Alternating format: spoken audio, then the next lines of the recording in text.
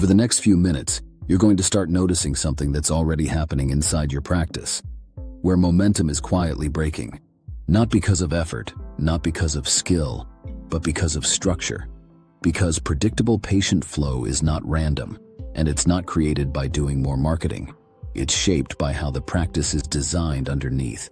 So, across these 3 days, we're going to look at that in sequence. Today is about visibility, seeing where patient flow is quietly breaking and where revenue is being lost. Tomorrow is about structure, understanding what actually stabilizes it. And the final day is about installation, what it takes to make that structure work inside a real practice. So this isn't about doing more.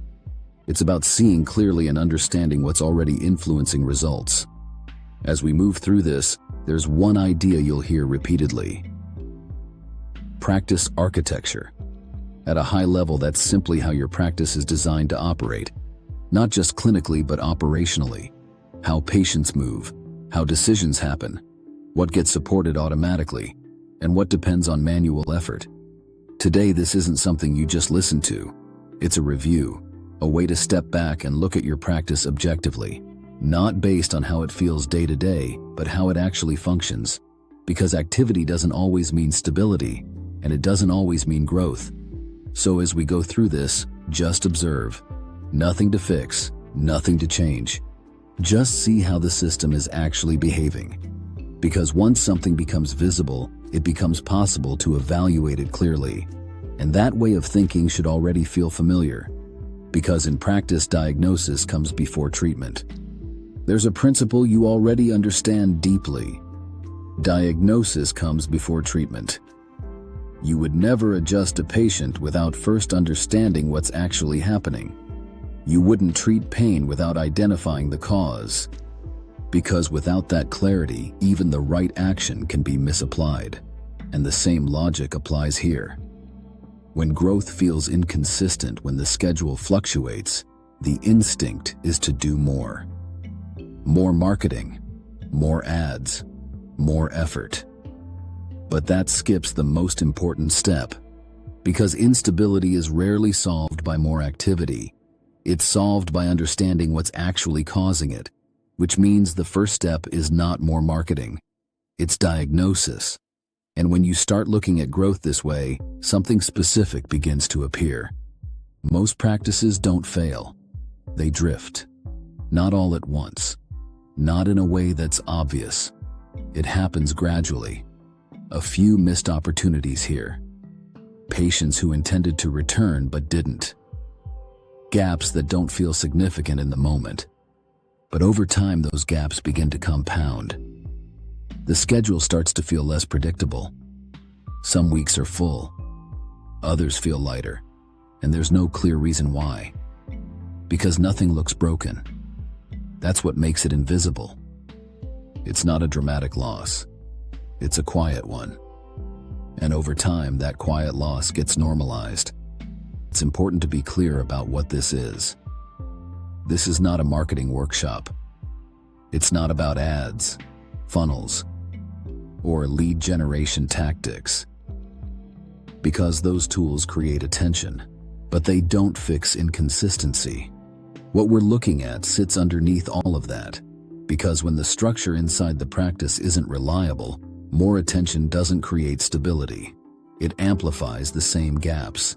More calls that aren't captured. More inquiries that aren't followed up. More patients who don't return. So this isn't about generating more demand. It's about understanding what happens to demand once it already exists. Because that's where predictability is either created or lost. Even when marketing works, something else is still happening underneath. When it works, you see spikes. More calls, more inquiries, more new patients. And that can feel like progress. But those spikes can be misleading. Because underneath something else is still happening. Variability. Weeks that feel strong, followed by weeks that feel uncertain. Not because demand disappeared, but because the system handling that demand isn't consistent. So, activity increases, but stability doesn't. And over time, that inconsistency becomes the pattern. because activity creates movement. But structure is what determines whether that movement becomes stability. Most practices don't collapse, they fluctuate, and fluctuation is exhausting. Not because the practice is failing, but because it never quite feels stable. Some weeks feel strong, the schedule is full, and the team feels in rhythm. And then it shifts. Lighter days appear. Gaps show up. The front desk starts adjusting in real time, and nothing seems obviously wrong. That's what makes this difficult to diagnose, because both sides can exist in the same practice. Moments of stability followed by periods of unpredictability. And over time, that pattern becomes the norm. So what we're really looking at here is not success versus failure. It's stability versus reactivity. And reactive practices are not careless. They're underprotected. And the difference is rarely effort, it's structure. When a practice feels this way, it's easy to assume something is wrong. Before we go further, this part matters. Because when instability shows up, it's easy to take it personally. But this is not a skill issue. If you're here, it already tells me something. You care about your practice, your patients, your outcomes. The reality is most chiropractors are excellent clinicians. They're skilled, they're committed, they do good work. So, when things feel inconsistent, it's not because of a lack of effort. And it's not because of a lack of ability, it's something else. Because instability doesn't come from skill. It comes from how the system is designed around that skill. Which means this isn't a judgment of the doctor. It's a clearer view of the system around the doctor. And once that becomes clear, everything starts to look different. Practices rarely collapse, they drift. Drift doesn't feel dramatic, it feels small. A slightly lighter week. A few missed calls that don't get followed up. Referrals that never quite happen. Nothing that demands attention. Nothing that feels urgent. But those small things don't stay small. They accumulate. Quietly. And over time they begin to compound. Until something starts to feel off. Not all at once. Gradually. And difficult to explain. And the most dangerous part is that it feels normal. Because it didn't happen suddenly. It happened slowly enough to be accepted. And that's why most practices don't recognize drift until it becomes expensive. There's something subtle happening inside every practice. Patient intent. The moment someone decides to call, to book, to return. That intent exists, but not for long. Minutes, not days. Which means the issue is rarely whether intent appears. It's whether anything protects it while it's still alive. Because once that moment passes, it changes. Delay doesn't pause intent. It weakens it. Sometimes it disappears entirely. Not because the need went away, but because attention moved on. And that's how opportunities disappear. This is exactly where it plays out inside a normal day in the practice. If you step back and observe a normal day inside your practice, it looks active. Patients are arriving, phones are ringing, and the front desk is managing schedules in real time. Appointments shifting, things moving constantly. From the outside, it looks like progress. It looks productive. Internally, it feels busy. But underneath, something else is happening. The system is reacting, adjusting, compensating, trying to keep everything moving as conditions change. And over time, that creates a specific feeling. Busy, but not stable. Because activity and structure are not the same thing. This is something we see often. Let me show you what this looks like in a real practice. This wasn't a failing practice. From the outside, it looked successful. Full schedule most weeks. Strong patient outcomes. A solid reputation. Over 1,000 patients in the database. By most standards, everything looked like it was working. But underneath, something didn't line up. The schedule still fluctuated. Some weeks felt packed, others felt lighter, and there was no clear reason why. So we stepped back and mapped the life cycle. What we found wasn't dramatic. It was structural. Missed calls during peak hours, patients who had quietly gone dormant, and referral opportunities that were happening, but not being captured. Review requests depending on memory. Nothing broken, but nothing protected either. What we saw there is not unique. Patients don't leave, they drift, quietly, gradually, and usually without anyone labeling it that way in the moment. Appointments start to spread out, and what used to be consistent becomes occasional. Follow-ups stop getting booked. Care plans don't break. They fade. And from the outside, it's easy to miss, because nothing feels abrupt, nothing feels like a loss. But over time, that drift compounds, and active patients become inactive, not because they chose to leave, but because continuity wasn't protected. And without structure, drift doesn't correct itself. It becomes permanent. Referrals often feel spontaneous, like they just happen. But when you step back, they follow clear patterns. A patient feels relief. They gain certainty. They trust the outcome. And in that moment, they're most likely to recommend. But that moment is brief. And if nothing supports it, nothing captures it, it passes. Quietly. So referrals don't disappear because patients don't care. They disappear because the moment wasn't structured. And when that pattern repeats, referrals slow down, even in practices doing excellent work. At this point, the question becomes practical. Where is intent leaking inside your practice right now? Not everywhere, just one place. You don't need 5 answers. One is enough. Just notice where your mind goes first, the place where intent appears and then slips. Because it doesn't take multiple breakdowns to create instability. One repeated leak is enough. Missed calls during peak hours. Slow follow-up on inquiries. Patients who intended to return but didn't. Referral moments that weren't supported. Review requests depending on memory. You don't need to identify all of them. Just one. The one that shows up consistently.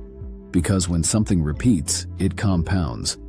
Once you can see it clearly, you're no longer guessing. You're observing the system. Let's make this tangible.